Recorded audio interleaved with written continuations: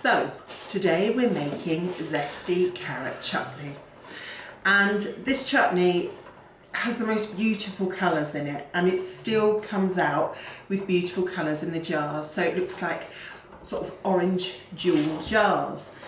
The reason being, we've got 2 kilos. Now I've food processed these, but grated is good too. 2 kilos of that. We've got a mix of light and brown sugar. Now I'm supposed to have 4 onions here, so I'm going to take that one away because these are huge. So 2 big, 1 small, or 3 standard onions. The zest of 4 oranges, so I've got to zest that one. The zest of 2 lemons, 4 cloves of garlic, and some fresh ginger, which I'm going to grate. You want a fine grate on your zest bit, on your grater. I've got here 2 tablespoons of tikka spice and 1 tablespoon of dried coriander, and then I've got pink salt and ground black pepper, and I'll have the actual measurements on the recipe.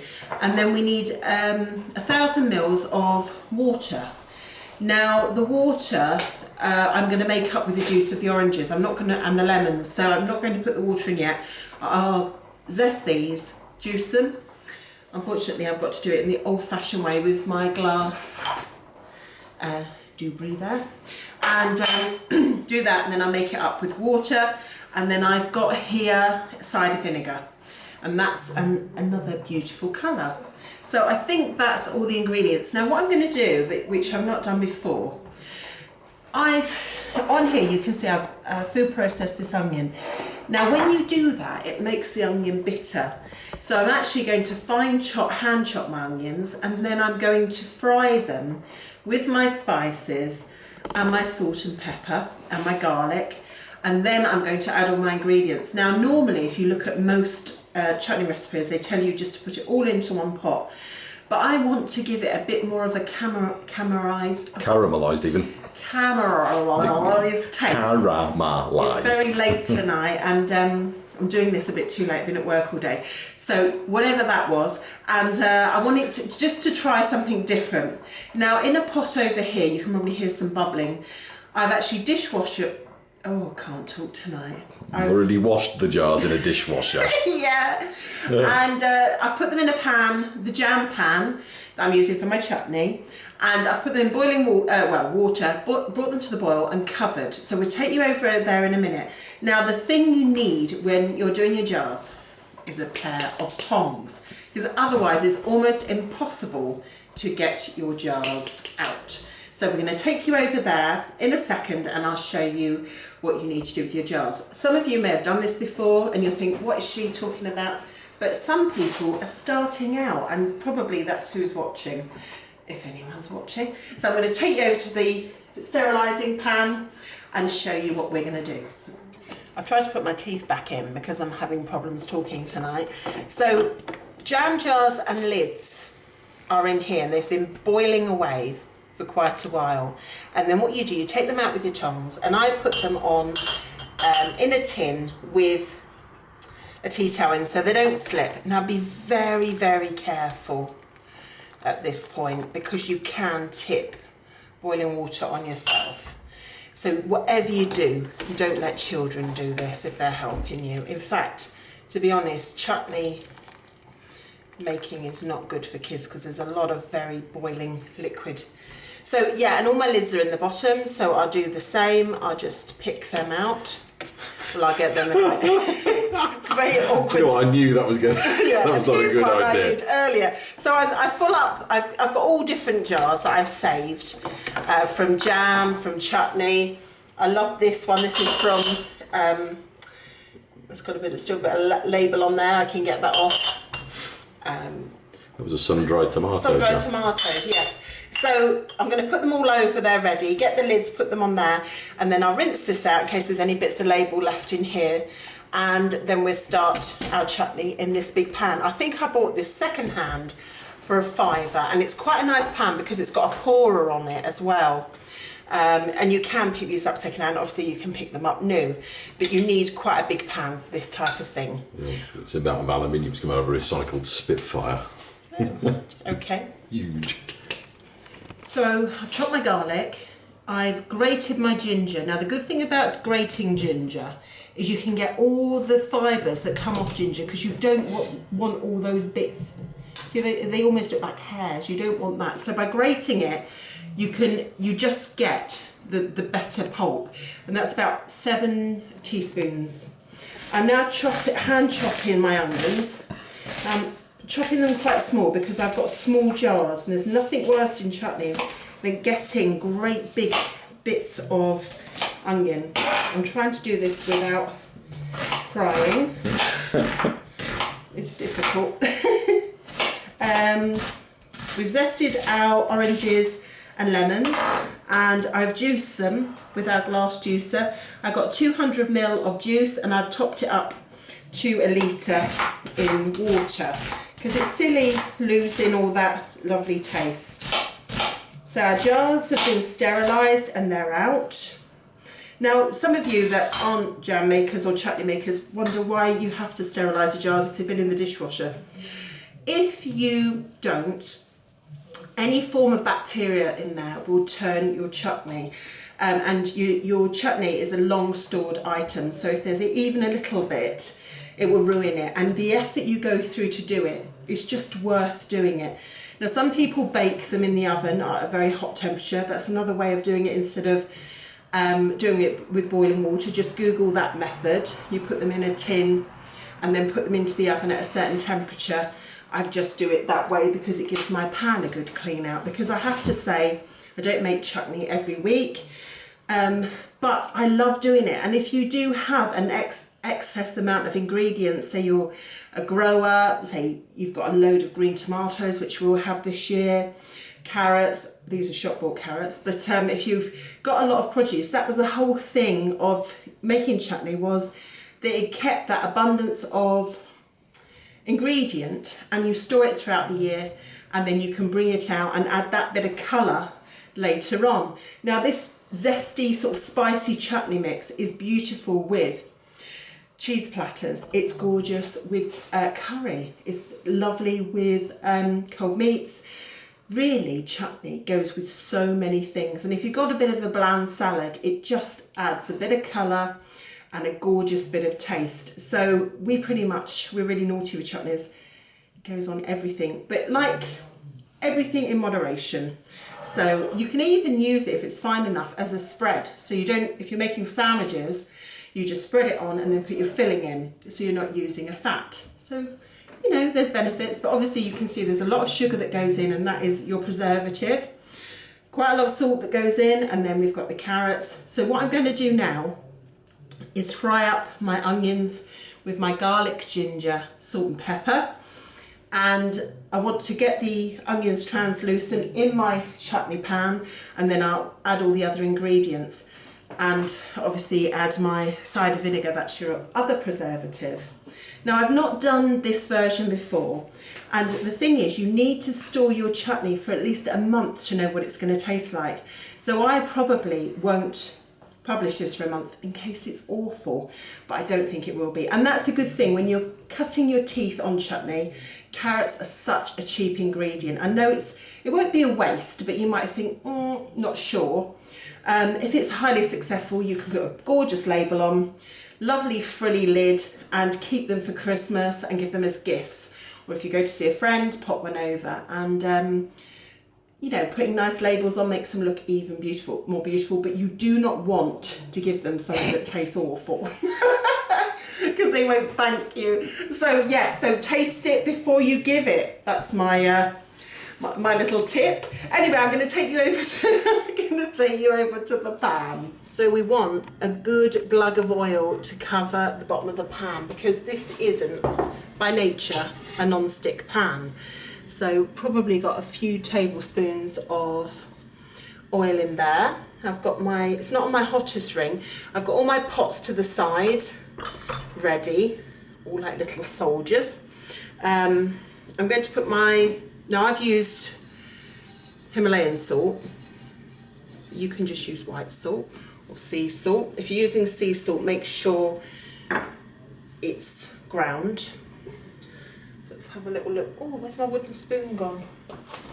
I've decided while we're doing these videos and things, I definitely need more utensils because oh, we got a good one here, a big one. Right, it's starting to heat up now. So I'm going to put in my garlic, non-pulpy Ginger. Thanks, Dad. Sorry. It's like brain freeze there. Lime. I think we need to do this in the morning. God, doesn't it smell nice? And we're not even started yet. The reason I'm using tikka spice and ground coriander is because we like that sort of taste. Now you can use cayenne pepper, or I suppose you could use smoked paprika. Some people use thyme. Thyme, I find, sends us all on a bit of a trip, doesn't it? Does a bit. There's something in there that we all have sort of weird dreams. So I'm going to keep this one to a sort of taste we like. And there's not tons in here considering how much ingredients are in here. And remember, a lot of the taste gets stronger with age. So if you're putting chilli in, you don't want tons because it seems to increase with the storing, and I have made that mistake with piccalilli before, nearly blown all our heads off. Well, I definitely did it with pickled onions once because... Oh man, they were fantastic, but they did give you a stroke. Okay, so yeah, so we're... Now what I'm going to do, I've got my... Can you see into that pan? Let's see. A bit wibbly wobbly, but hey, that's... Okay, so you can see it's sizzling. And then I'm going to put, like you do, to try and sort of brown my onions, I'm going to put a bit of the sugar in. Okay, and that'll take the bitter edge off. And I'll put in, now you can see why we need a big pan, because we've got a lot of ingredients going in, and we want to cover all of the onions with the mixture. And we don't want these to go really brown, but we definitely want them to go clear and make sure they all get a cook through. And with the brown sugar, it smells gorgeous. And I tell you, this is the thing. I know you can buy some chutneys cheap at supermarkets now, but there's nothing like making your own. Certain times of year, it sort of sets a tone in the house when you smell things being cooked. Nice for gifts because people know that you've put a lot of effort in. Well, people that cook will appreciate how much effort's gone into it. And sometimes friends swap jars, so they might have done damson chutney, I might have done, and it's nice to try somebody else's too. And like I say, it's a good way of storing extra ingredients. But there's nothing like popping open a jar of your own chutney if you've got friends round for like cheese and biscuits or something, and it's almost like, I suppose, if you make your own homemade wine, you've got the same sort of thing when you take that cap off. You know, we've had hit and misses with that too, I can tell you. Looking at the cap, I'm going to have to have a cold one, I think, because I'm a bit... Well, I can use that one today, I think. Oh, that's nice. Right, we really needed that live on camera. Okay, so I'm going to let these cook through and we'll get back to you. So you want your onions to look like that. So they're nice and soft, they smell absolutely wonderful. They've not stuck, which is good. So now we need to add all our ingredients. So we're going to add our mountain 2 kilos of carrot. That's a lot of carrot. Here's a lot of carrot. I haven't got enough jars, I've just realised. That's okay, I can sort that out. Just make one big bucket. You're going to make a bucket. So that goes in to our pan, gorgeous colour. Obviously I'm going to put the recipe on, but you can halve this. But we always think if you're making a big batch of something and going through all the effort, you might as well just do a big batch. All our zest from our 4 oranges and lemons. Then we've got cider vinegar, and that's about 1 litre and 50. Just over a litre really, isn't it? Yeah, 1 litre and 50 ml, because these come in 350 ml bottles. yeah, so we're just doing it like that. There we are. It's really starting to smell lovely now. And I think I'm going to check that. I'm going to keep checking it, obviously. But I'm going to look at about 40. You've got to bring it to the boil and then simmer. And I think I did it before, but for about 40 minutes.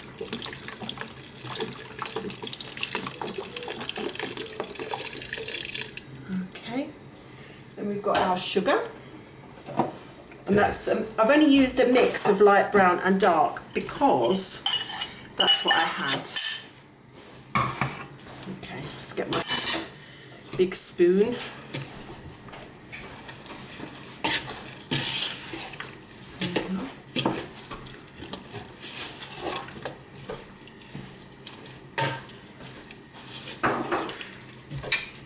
Now this is quite fluid already. I'm just checking I've got my... what I'm going to do, I'm going to initially put in half, I think. Ish. I suppose it's going to reduce down, isn't it? Yeah, it has. But it's very fluid. So yeah, it's got a lot of reducing to do. I'll put in what I've written down. Probably mistaken something for something else. My writing's not great. Okay, so we're going to leave that for a good... Keep coming in, because obviously it's boiling. And they keep coming in, I would say leave this... We give it 40 minutes, but I reckon we're going to need over an hour looking at the fluid. Like I say, I only ever make this chutney once a year, so you sort of tend to forget. So that's why it's good to sort of go through this process now. And then I can rectify anything that I put onto before it goes down on paper. You know, it's a good way to check your quantities and everything. And obviously I've got 1, 2, 3, 4, 5, 6, 7, 8 jars. We're going to need more than 8 jars. But I probably only made half the ingredients last time. But as you can see, it's very, very wet. So here's hoping I've done this right. Okay, so this was actually boiling for half an hour, and then it simmered. I've got it back on boil now, but it simmered for well over an hour. And I think for me, there was a little bit too much fluid in it. So I added 0.5 kilos of grated carrot, and I also added about another 600 grams of sugar because it was very, very sharp, and I think that was to do with the zest maybe. Well, certainly the amount of cider vinegar. Yeah, it was just, this is the thing when you're making stuff and you normally make it by eye, just checking your quantities. Now what I would do differently with this, I would definitely grate all my carrot. So I did food processed most of it, then I grated because I think it gives it a different texture.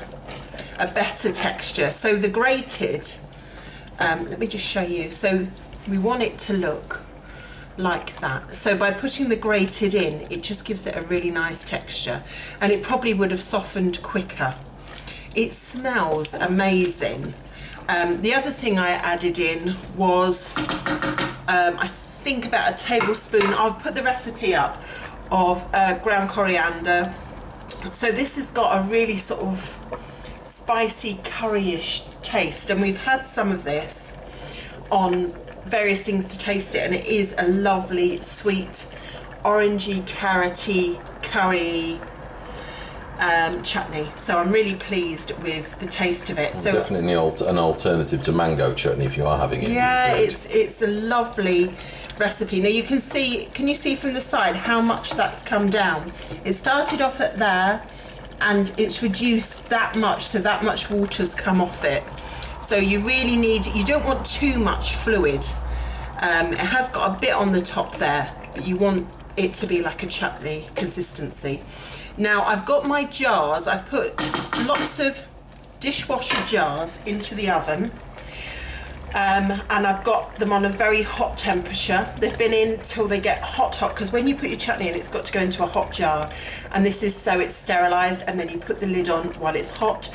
You get your chutney as close to the top. Now, filling the chutney, I would definitely recommend you do it. I've put the jars into a tin, and you fill them in that tin because it gets messy. No matter what you do, I've tried jugs, I've tried ladles.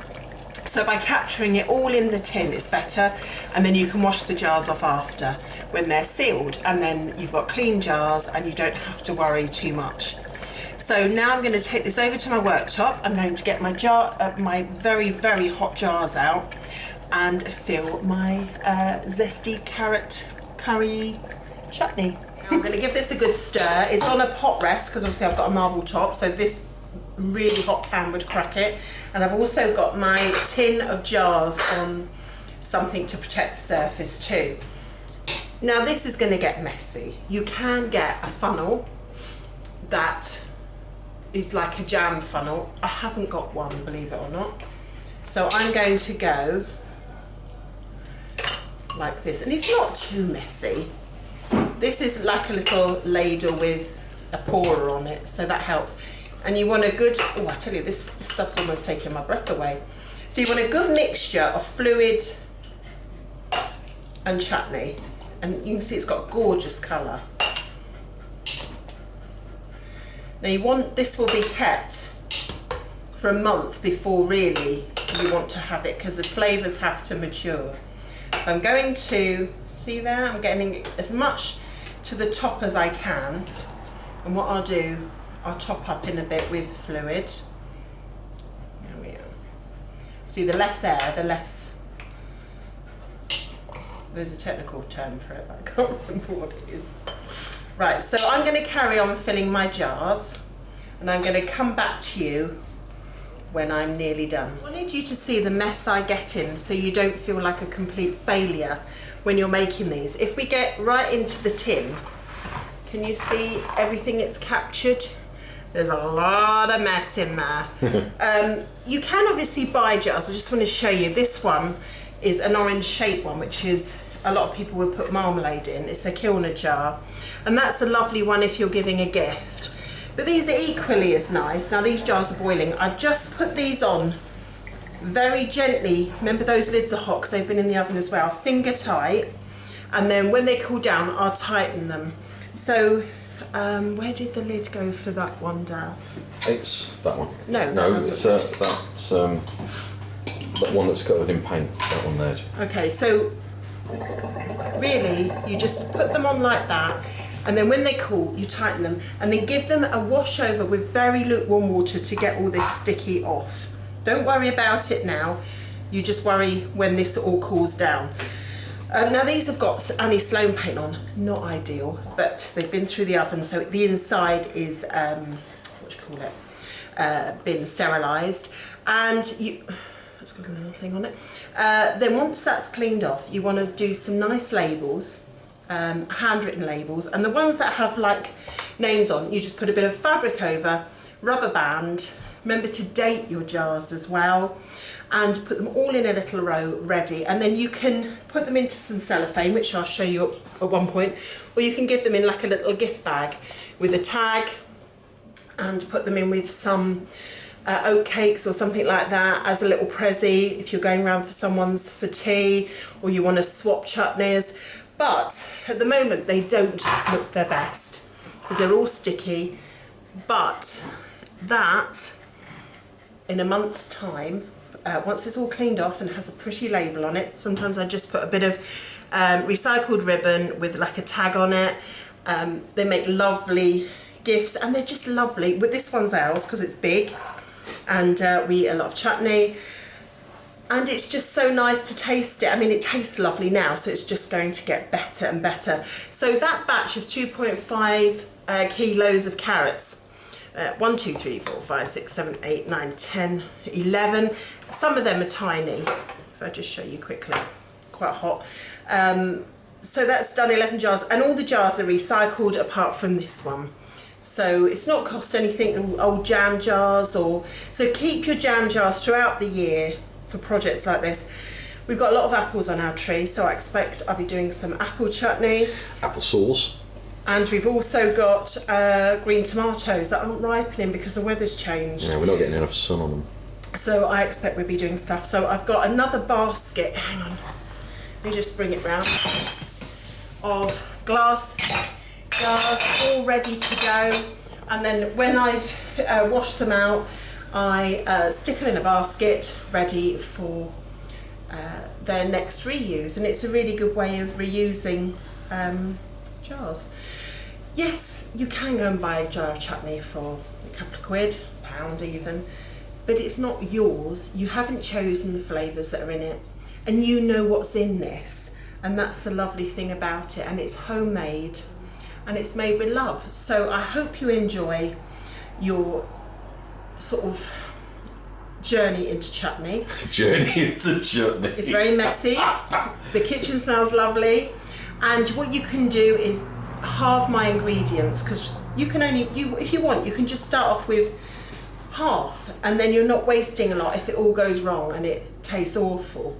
But if you just follow this recipe, you should be all right. So thank you very much for watching, and maybe we'll do... I suppose part 2 of this could be in about a month's time, when we actually sort of maybe daub it on some homemade bread, cheese, maybe oat cakes. Yeah. Who knows? And they look a lot better, and we'll probably show you unwrapped for a gift, because I've got lots of projects that we're coming up doing, craft projects and things. So we'll show one wrapped and ready to give, and it might just give you an idea of what to do. So thanks for watching, and see you soon. Bye bye.